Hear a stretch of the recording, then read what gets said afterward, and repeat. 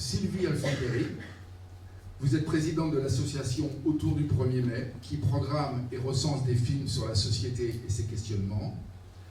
À la BNF, vous avez participé au projet de création de la Cinémathèque du documentaire et vous étiez chargé du développement des publics.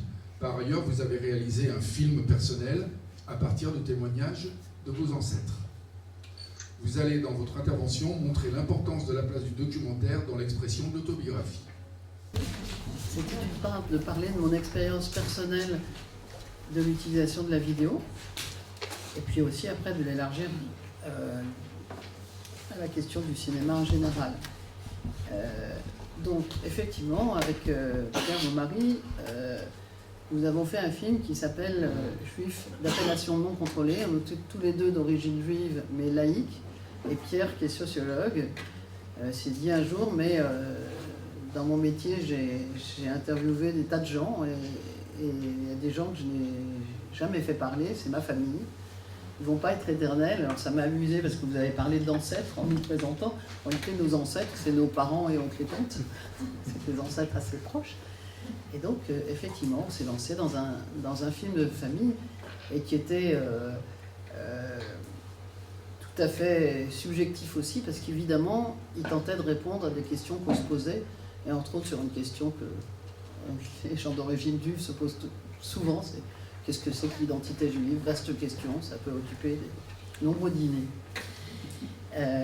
Pourquoi on a choisi la vidéo? Sans doute parce qu'on avait envie, plutôt que de faire seulement des entretiens enregistrés, d'éprouver la dimension de la présence sensible de nos parents et de la relation qu'on pouvait tisser avec eux. Ça nous semble très très important dans cette dimension de documentaire autobiographique. La question évidemment de la relation qu'on avait avec eux, de la posture, quelle posture avoir pour mener ces entretiens, c'est entre autres une question que Pierre se demande, il est sociologue, et donc effectivement faire des entretiens avec ses parents, c'est pas anodin du tout quand c'est son travail de s'entretenir. Une dimension nous importait aussi, c'était la question de la transmission, et entre autres à nos enfants, transmettre effectivement ce qu'avaient vécu nos parents au cours du siècle. Et ce qui a été intéressant, c'est que le réalisateur du film, Pierre était les auteurs et nous, ma nièce et moi, avons fait beaucoup d'entretiens et de montage. Mais il y avait donc deux générations qui travaillaient sur le film, Pierre et moi d'une part, et nos neveux qui s'appellent Guillaume et Sophie. Et ça a été très intéressant parce qu'on n'avait pas du tout envie de faire apparaître les mêmes choses dans le film. Alors pour vous imaginer, il y avait 22 heures d'entretien, on s'est entretenu avec 11 personnes et on a fait un film qui dure 1h30 si je me rappelle bien. Donc ça a été compliqué de choisir ce qu'on voulait privilégier. Alors peut-être quelques mots sur sur ce qui nous a un peu étonnés, c'est que je crois que les uns et les autres, on a découvert des récits qu'on ne connaissait pas du tout. Moi, par exemple, j'ai appris, ma mère nous a dit, mon père n'était pas là puisqu'il est mort depuis longtemps, mais ma mère nous a dit qu'elle avait eu envie d'aller en Israël pour découvrir l'expérience des kibbutz. Bon, il se trouve qu'ils ont été malades et que ça ne s'est pas fait, mais moi j'étais très très étonnée parce que j'étais à milieu d'imaginer que mes parents aient envie d'aller en Israël, d'autant plus qu'on est une famille qui se pose quand même beaucoup de questions sur l'attitude d'Israël par rapport aux Palestiniens. Donc c'était compliqué de s'imaginer qu'en 1948, au moment de la création d'Israël, la question ne se passait pas forcément pour ça. Effectivement, tous nous ont dit que pour eux, la création d'Israël avait été un soulagement. Alors que ce n'est pas du tout ce qui transparaît sur l'attitude actuelle d'Israël dans les interviews, en tout cas de ma famille. Voilà pour quelques mots sur ce film et ce qu'on a éprouvé en le faisant. Alors pour passer au cinéma de façon plus générale, ce que je vous propose, c'est de ne pas trop évoquer la fiction, mais plutôt le documentaire autobiographique, parce que c'est un monde à part entière, et ce qui ne veut pas dire que la fiction n'a pas de dimension autobiographique, évidemment. Si on prend le film de Fellini, par exemple, comme 8 et demi, la question du thème de la création au cinéma, c'est une question qui se pose, et donc, évidemment, il se la pose aussi à lui-même. Quand les réalisateurs jouent leur propre rôle, comme Guillaume Gallienne dans Les Garçons et Guillaume Attard, c'est évident que ça a une dimension largement autobiographique. Et puis on pourrait essayer d'évoquer d'autres questions, comme par exemple la façon dont les auteurs comiques se mettent en scène ou pas. Par exemple, Woody Allen, ça paraît évident. D'autres beaucoup moins, parce que Buster Keaton ou Charlot ne ressemblent pas du tout aux personnes qu'ils étaient dans la vraie vie, si je puis dire, où ils avaient solidement les pieds sur terre et c'était pas ces naïfs, un petit peu transfigurés qu'on voit souvent dans l'un et dans l'autre film. Donc, pour revenir à l'autobiographie documentaire, ce qu'on peut dire, c'est que l'autobiographie documentaire accompagne l'histoire du cinéma depuis sa création. Les frères Lumière, qui sont avec Méliès les premiers à faire du cinéma, font des films documentaires et ils documentent leur propre vie en faisant des films de famille comme Le repas de bébé qui date de 1896 et de nombreux autres qui effectivement les décrivent et qui dépeignent l'intimité de la vie familiale et ils se mettent en scène comme ils mettent en scène d'autres gens de leur famille. Et après, il y a un grand moment où je pense qu'on ne peut pas retrouver beaucoup d'autobiographies documentaires, mais c'est les années 50 qui vont venir voir réellement s'imposer ce genre cinématographique. Pourquoi ? Les années 50, que ce soit aux États-Unis ou en Europe, correspondent au moment où on voit à la fois la naissance des caméras plus légères et surtout du son direct. Le son direct, vous l'imaginez, ça permet de s'entretenir avec les gens et de pouvoir obtenir un son synchrone. Donc, qu'on appelle ça le cinéma direct aux États-Unis ou le cinéma vérité en France, effectivement, c'est le moment où on va voir arriver le documentaire autobiographique. Alors, aux États-Unis, à mon avis, plus qu'en France, de la part de cinéastes comme Jonas Mekas ou Joseph Morder, qui sont les premiers à expérimenter cette méthode, leur volonté, c'est de s'écarter des normes et des standards hollywoodiens, de privilégier des thèmes non commerciaux et de mettre leur perception quotidienne et subjective au centre de leurs films. Et ça, c'est très nouveau, parce que quand on regarde les films américains, en réalité, on voit très peu ce mode d'expression arriver. Et donc, par ailleurs, ils ressentent vraiment l'envie de filmer leur présent. Et donc là, on se rapproche aussi pas mal de la démarche autobiographique. Je vous cite une petite phrase de Jonas Mekas qui dit « Par un jour de pluie, je marche dans le vieux Soho, je commence ma promenade au 80 Wooster Street et je continue vers le pont de Williamsburg, où 58 minutes plus tard, toujours sous la pluie, ma marche s'arrête. Pendant que je marche, je parle de ce que je vois, ou je raconte de petites histoires inédites qui me passent par la tête. C'est là mon premier exercice de vidéo en plan séquence, il n'y a pas de coupe. » Par ailleurs, un certain nombre de cinéastes vont se transformer en ce qu'ils appellent les filmeurs. C'est ce que, par exemple, dit Alain Cavalier, qui donc reprend cette pratique en France dans les années 90. Il a d'abord fait des films très classiques, hein, et puis à un moment donné, il en a assez. C'est le moment aussi où il peut sonner les petites caméras vidéo légères qui permettent d'enregistrer beaucoup plus facilement que le 16 mm. Et donc, il va faire un film qui commence en 1994 et qui terminera en 2005, qui s'appelle Le Filmeur. Plus de 10 ans de sa vie sont filmés, vous imaginez, et le film dure 100 minutes, 1h40. Et il a des centaines d'heures qu'il a enregistrées en ayant sa caméra toujours avec lui. Et donc, effectivement, écrire à la première personne, ça suppose une mise en scène et un questionnement de son existence qui passe par là, mais qui passe aussi par d'autres démarches. Bon, moi, je suis une groupie de Chris Marker, par exemple. Je pense qu'il n'y a pas plus, je dirais pas autobiographique, mais questionnement sur lui-même et sur son rapport au monde, ce qui peut être une définition de l'autobiographie aussi, j'en sais rien, on en parlera. Il a traversé le ciel, il s'est posé beaucoup de questions sur l'articulation entre ses questionnements et l'histoire collective, et ça ressort, à mon avis, dans tous ses films, que ce soit son film La Jetée, comme Le Fond de l'air est rouge ou autre. Et donc, effectivement, quand on quand on filme et qu'on dit je, souvent, quand on est documentariste, on convoque aussi un imaginaire social et collectif. Et parfois, effectivement, les documentaristes intègrent aussi des archives du temps présent, des actualités filmées. Je vous propose peut-être d'évoquer quelques auteurs qui témoignent de cette pratique de documentarisme autobiographique et justement ce cheminement entre le je et le nous qui, à mon avis, caractérise très très souvent les documentaires autobiographiques. Bon, on pense évidemment à Agnès Varda. Alors, ce qui est intéressant, c'est que Agnès Varda, avant de faire des documentaires autobiographiques, elle commence par contester ce que c'est que le documentaire. Elle va l'appeler le documenteur, puisqu'elle dit, à travers le documentaire, c'est pas parce que c'est du documentaire que c'est la vérité. Et cette question du rapport au vrai, du rapport au réel, c'est aussi quelque chose qui va traverser la démarche documentaire. Et par ailleurs, quand elle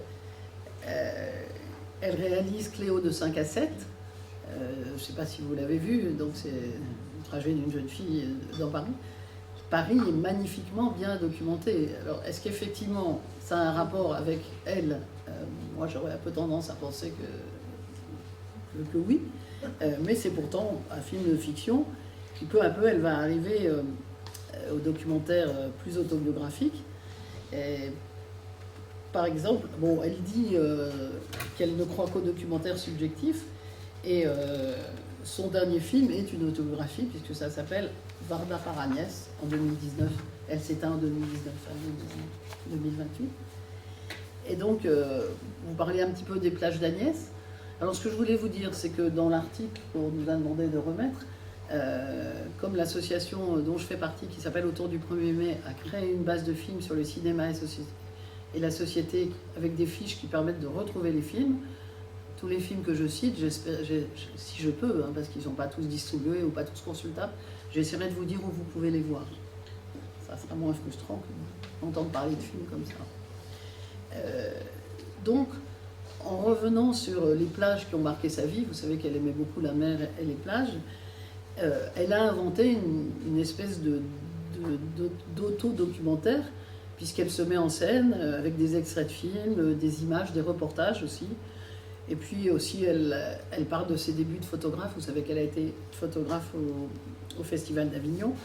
Évidemment de sa rencontre avec Jacques Demy, de son engagement féministe, de ses voyages à Cuba. C'est-à-dire qu'on va retrouver finalement toute sa filmographie et tout son trajet personnel à travers ce cheminement. Quelqu'un d'autre qui, à mon avis, est très important dans ce domaine, c'est une cinéaste qui s'appelle Dominique Cabrera. Je ne sais pas si vous la connaissez. Et bon, c'est à mon avis une des cinéastes qui s'attache le plus à la relation qu'elle entretient avec les gens. Et c'est vrai que qui dit film, à mon avis, dit relation avec quelqu'un, enfin avec la personne qu'on filme. Donc elle dit, on ne filme pas seulement une personne, on filme la relation qu'on a avec cette personne, on filme entre nous deux. Et elle dit aussi quelque chose que j'aime bien. J'aime vraiment quand il y a quelque chose de vivant dans une séquence, quelque chose qui fait sentir la complexité de la vie, comme l'herbe pousse par les deux bouts. C'est beaucoup plus beau quand on arrive à faire apparaître la couture et le tissu cousu. Je trouve une très belle phrase. Et donc, je vais vous parler de deux films. D'une part, le premier film qu'elle a fait à la sortie de son école de cinéma, je crois qu'elle a fait l'idée. Ça s'appelle Ici et là-bas. Ça date de 88. Et donc, c'est la première fois qu'elle va exploser. Elle est d'origine pied-noire, hein, elle vivait en Algérie quand elle était petite. Et donc, elle fait vibrer finalement le passé de sa petite enfance en interrogeant le départ forcé d'Algérie, mais on est en 1988. Donc, elle va mettre en scène toute sa famille dans la maison qu'ils habitent dans le Ouaret, si je me rappelle bien. Et elle choisit, et ça on en reparlera, une démarche de type amateur film de famille, c'est-à-dire qu'elle filme sa famille et la questionne sur ces questions de rapport à l'Algérie.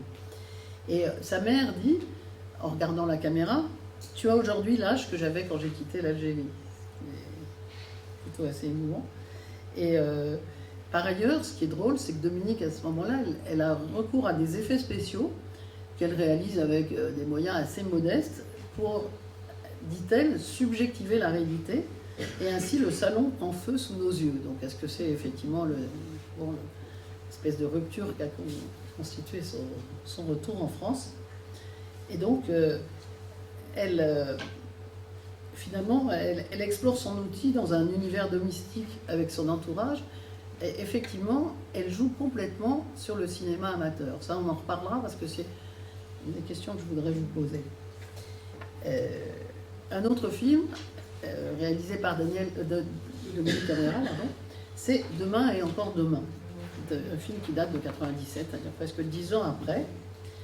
Et alors là, je vais la citer parce qu'elle le dit beaucoup mieux que moi. De janvier à septembre 95, j'ai voulu filmer ma vie en H8, c'est un petit format vidéo léger. Cette année-là, j'ai aimé un homme et j'ai filmé ma mère. Comme beaucoup d'autres, je me suis demandé pour qui il fallait voter, dans quel collège je devais envoyer mon fils. C'était la même question, celle de notre devenir collectif et du libéralisme triomphant. J'ai aussi filmé le soleil sur le plancher, la dépression, les fleurs et les vacances. Je voulais surtout saisir le temps qui passe et nous transforme. J'aurais pu appeler le film Devenir. En le faisant, chemin faisant, j'ai repris goût à la vie. J'avais fait un film sur le manque, et il me semble que c'est un film sur le bonheur d'une femme banale, mais cinéaste, 3 ans avant l'année 2000. Un autre film dont je voudrais témoigner, c'est un film d'Eric Powell, qui est belge. Je ne sais pas si vous le connaissez. Ça s'appelle Lettre d'un cinéaste à sa fille. Ça date de 2000. Et donc, le cinéaste essayiste Eric Powell s'interroge sur les valeurs, les émotions, la culture et la vision du monde qu'il souhaiterait transmettre à sa fille. Et c'est très émouvant parce que, effectivement, il n'a pas du tout envie de délivrer un message à sa fille, ni de lui donner une leçon de morale, de vie ou des choses comme ça, mais il cherche à lui transmettre, dans sa façon de voir le monde, un regard qui est déjà un usage du monde. Ça fait évidemment penser à Nicolas Bouvier. Je vous conseille vraiment de voir ce film, parce que c'est un film extrêmement émouvant, et sur la question de la transmission et d'une relation qu'on peut tisser avec un enfant à travers le cinéma, c'est magnifique. Alors, à d'autres films, enfin, qui là va plus plonger dans l'histoire collective, c'est le film qui s'appelle Histoire d'un secret de Mariana Otero. C'est donc le récit de l'enquête que Mariana Otero mène autour de la mort de sa mère, qui est morte d'un avortement. Et évidemment, on leur a caché cette histoire tout le temps, et c'est même devenu complètement tabou. Et donc, l'histoire du film, c'est l'histoire d'un deuil impossible entre les deux filles, le mari de cette dame. Et c'est l'histoire à la fois de milliers de gens à qui c'est arrivé. Et ce film est très émouvant parce qu'à la fois, il est complètement individuel, puisqu'elle-même fait l'enquête très concrètement. Elle retourne dans la maison de sa mère, elle retrouve des lettres, enfin, elle arrive à recouper tout ça. Elle ne le sait pas avant, hein. Elle le découvre en faisant le film. Et donc, le scénario, c'est l'histoire d'une enquête, d'un dévoilement progressif, et donc qui propose au spectateur de parcourir le même chemin que ce qu'a parcouru la réalisatrice. Et par ailleurs, dans sa façon de filmer, sa mère était peintre, ses deux parents étaient peintres, et elle cadre avec soin des plans fixes, avec une lumière qui est très atténuante et qui est de plus en plus éclatante. Et donc, je pense que sa démarche, c'est l'idée d'avancer avec les moyens propres de son art, qui est le cinéma, à la rencontre de la peintre qui était sa mère. C'est-à-dire qu'à la fois, effectivement, dans sa façon de cadrer, elle essaie de se rapprocher de sa mère, qui elle-même était peintre, et elle soigne énormément et elle parle, elle dit que ça a représenté un double deuil. Non seulement elle a perdu sa mère dans la réalité, mais aussi dans son imaginaire, puisqu'on lui interdisait absolument de faire référence à sa mère. Donc, elle dit, le travail du film, c'est à la fois un travail de deuil et de justice. Donc ça, c'est quelque chose qu'on va retrouver souvent, bon, pas souvent, mais assez fréquemment dans les documentaires. C'est cette dimension de se faire justice, finalement. De faire justice. Donc, pour conclure, j'aurais 2 questions à vous poser, parce que je me suis dit que c'était intéressant d'interagir avec vous, qui êtes plutôt des écrivains. C'est d'une part la question du narcissisme. Pourquoi le narcissisme? Parce que, à ce propos, je voudrais évoquer un film très important aussi, à mon avis, qui s'appelle L'Exil à Sedan, qui est de Michael j'arrive jamais à le prononcer, Gomnitz, pardon, et qui date de 2002. Donc lui est français, mais son père était allemand, rescapé des camps de Buchenwald, de Mauthausen, et il est venu habiter à Sedan, après la Deuxième Guerre mondiale. Or, il y a un sentiment anti-allemand très très fort à Sedan, ils ont été victimes de plusieurs guerres, et donc son fils se demande pourquoi il est venu à Sedan. Et donc il va mener une enquête pour comprendre ce qui fait qu'il s'est exilé à Sedan. Par ailleurs, ce qu'il faut savoir, c'est que son père était peintre, et il a complètement laissé tomber la peinture. Il a interdit à son fils, Michael, qui voulait être peintre, d'être peintre. Et ce qui est intéressant, c'est que dans le film, du coup, Michael utilise la palette graphique, donc une technique vidéo pour faire de la peinture, pour raconter effectivement et poursuivre un chemin qui lui permet de comprendre pourquoi son père a agi comme ça. Et donc, une jeune dame qui écrit souvent sur les documentaires a dit Exil à Sedan, c'est beaucoup plus qu'un récit, c'est un acte. Gomnitz affronte ce que Michel Léris, vous connaissez sans doute, appelait la corne du taureau, c'est-à-dire le prix à payer pour que l'autobiographie ne soit pas narcissisme vain, pour que l'œuvre ne soit pas un faire-valoir pour l'artiste, mais un acte où l'homme entier s'engage. Alors j'aimerais savoir si c'est des choses qui vous parlent dans votre démarche d'écriture. Ça serait la première question que j'aurais envie de vous poser pour conclure. Et la deuxième, c'est une question que vous vous posez peut-être aussi, c'est la question des rapports entre amateurs et professionnels. Comme on a vu, donc Dominique Cabrera, délibérément, elle a choisi de faire un film amateur alors qu'elle se destinait à être une cinéaste professionnelle. Et donc, on se rend compte que la question de la narration amateur, ça relève d'une identité esthétique à part entière. Et je trouve que c'est quelque chose d'important parce que je pense qu'on n'en aura jamais fini, et ça date de Condorcet, d'étudier la relation entre les amateurs et les professionnels dans tous les domaines. Et je pense qu'effectivement, ça s'illustre parfaitement dans le cinéma documentaire, mais peut-être aussi dans la démarche autobiographique écrite.